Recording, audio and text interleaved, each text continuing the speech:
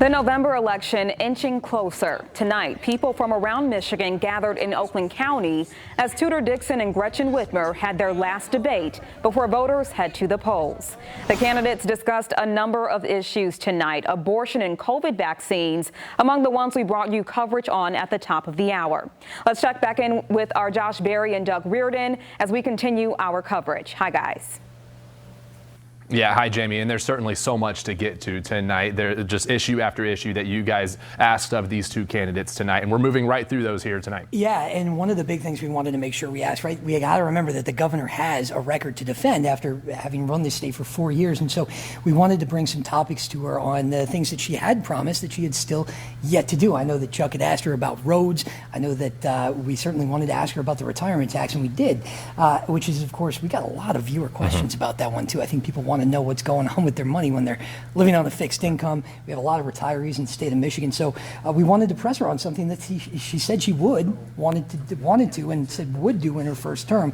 She has yet to repeal that retirement tax. And believe me, retirees are well aware of that. We went to a viewer question for this one because I thought it was phrased correctly. We wanted to know not only if the governor still had a plan to repeal that retirement tax, but if it would include pensions and 401k plans as well, because we haven't heard a plan for 401ks yet. The governor didn't technically directly answer the question on 401k plans, but she did say that the GOP legislature was the thing holding up the repeal of the retirement tax at large.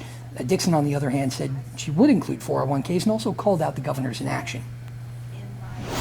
She did stand on the debate stage in 2018 and say that that was one of her top priorities, was to eliminate the retirement tax. But as you noted, that would be for public pensions, not all retirees. So I do want you to be assured that I feel it's very important that we make sure that money goes back into the pockets of all retirees in the state of Michigan, especially as we head into a recession. The thing standing in my way is the Republican legislature in Lansing.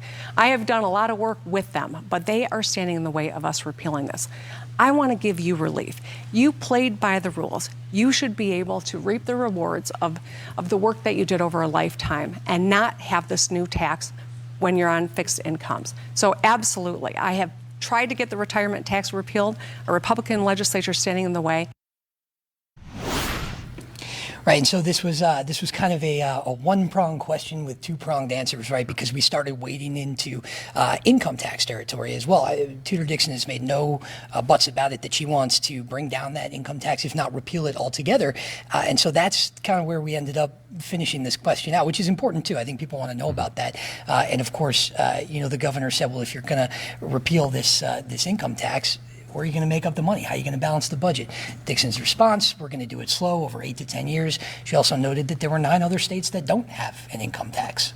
Yeah, and then there was so much interesting back and forth between the two candidates tonight. Certainly. It was interesting to see them continue to go back and forth. One other topic that they went back and forth on, and we had a chance to talk to them after the debate, was school safety and what can be done to protect our children in schools from intruders who intend to do them harm. Now, both candidates have made potential solutions that they have proposed, but they go about them in different ways. Governor Whitmer is pushing for increased background checks, red flag laws, and safe storage laws. Dixon is pushing for increased armed security in schools. I asked each candidate if they would support both proposals if their own were to be successful. I would only support armed security in our schools. That's what I believe is the answer. Not also at the same time increase background checks or red flag laws or safe storage laws as the governor suggested? No, I have been clear on my position. Is it possible to do both? Could you support additional armed security inside schools? If the legislature came and said, we are willing to do red flag laws and background checks and secure storage, we also want to put more resources to ensure that there are additional public safety offers around, I would be eager to have that conversation. I've been trying to get them to take action. Really think books are more dangerous than guns? Like, do you really think that books pose a greater danger to our kids than gun violence does? And that was Governor Whitmer posing that question directly to Tudor Dixon during the debate. It was, again, one more example of them going back and forth. This was beyond safe schools Candidates also discussed safe content within the schools.